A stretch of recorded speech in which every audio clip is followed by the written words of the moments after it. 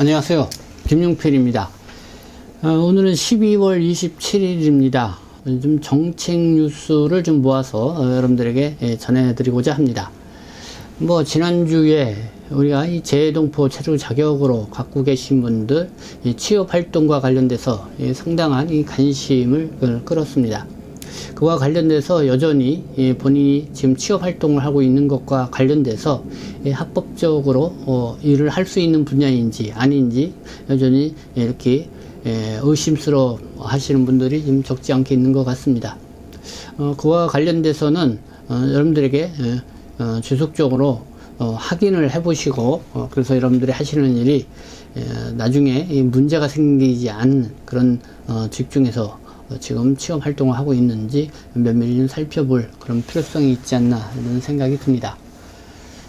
그래서 다시 한번 여러분들에게 강조해서 말씀을 드리고요. 이 법무부가 하이코리아에 지난 12월 17일 공지를 했죠.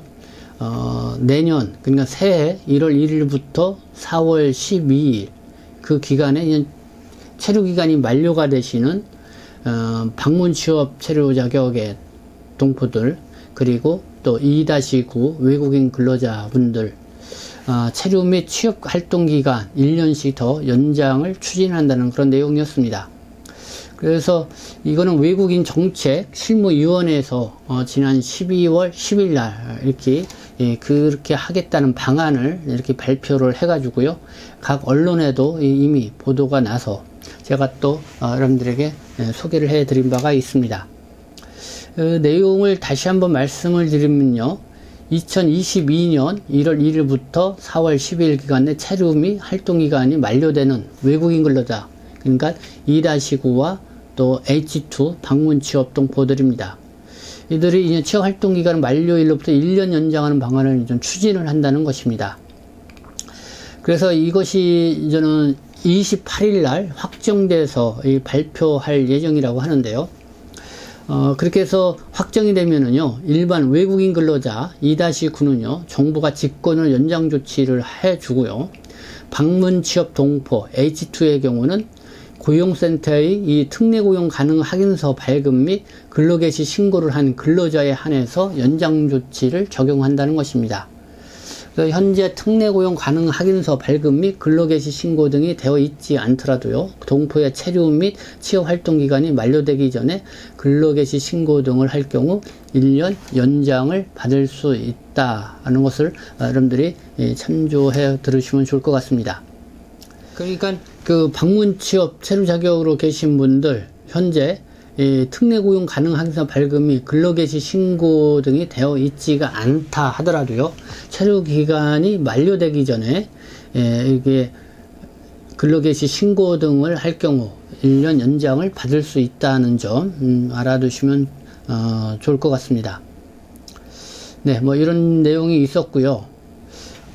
거기에 앞서는 대구 상공회의소에서 지역 산업 현장 인력난 해소를 위해서 외국인 노동자의 취업 활동 기간을 연장해야 한다. 이렇게 노동부에 건의했다는 그런 내용이 이제는 지난 24일 이렇게 보도가 났습니다. 그 내용을 보면은요. 지난해 코로나19 때문에 외국인 노동자 2-9 H2 취업 활동 기간을 1년 연장을 했지만은 지금 코로나19 변이 확산으로 정부 방역 지침이 강화되고 있고 외국인 노동자도 모자라서 산업 현장에서는 여전히 인력난을 호소하고 있다. 외국인 노동자의 경우 2019년 대비 지난 8월 현재 기준으로 5만 8천여 명이 감소했다. 이런 내용입니다. 그리고 코로나19로 인해서 외국인 노동자는 취업활동기간 만료에도 출국을 못하거나 오미크론 변이 발생 후 방문 이력 시 입국이 금지되고 있으며 입국 후에도 모든 외국인 노동자는 총 4회에 걸친 PCR 검사와 함께 10일간 격리돼야 하는 실정이다. 지난해 개정된 외국인 고용법 제18조의 4, 제2항에 고용노동부 장관은 감염병 확산, 천재지변 등의 사유로 외국인 노동자의 입국과 출국이 어렵다고 인정되는 경우에는 정책위원회의 심의, 의결을 거쳐 1년 범위에서 취업활동기간을 연장할 수 있다고 명시되어 있어 근거가 있다는 것이 대구 상공회의소의 주장이다. 네, 뭐 요거는 뭐 참조해서 들으시면 될 것 같습니다. 이미 법무부 또 고용노동부가 주로 구성된 외국인 정책위원회에서 내년 1월 1일부터 또 4월 12일 사이에 체류기간이 만료되어 있는 외국인 노동자 방문식 동포들에 대해서 1년씩 체류기간을 연장을 해준다는 발표를 했고요. 물론 28일 확정 발표가 되지만은요, 그렇게 했고, 그 위에 또 4월 12일 이후에 만료되는 분들도 어떻게 보면 그때 상황에 따라서 추가적으로 연장 조치를 취하지 않을까, 뭐 그런 기대도 해보게 됩니다. 어쨌든 뭐 코로나19 상황이 빨리 나아지는 것이 가장 좋은 나아지는 것이 가장 바람직하다 생각되지만은요, 만약에 오미크론 때문에 뭐 내년에는 더 이 코로나19 확산세가 더 강할 것이다라는 그런 예상이 나오고 있는 상황입니다. 그렇기 때문에 거기에 맞는 이 출입국 정책이 펼칠 것이도 예상을 해보게 됩니다. 네, 또 이거는요, 고용허가제 합헌 결정, 인종차별금지 등 국제인권규범 위배, 뭐 이런 제목으로 연합뉴스가 보도를 했는데요.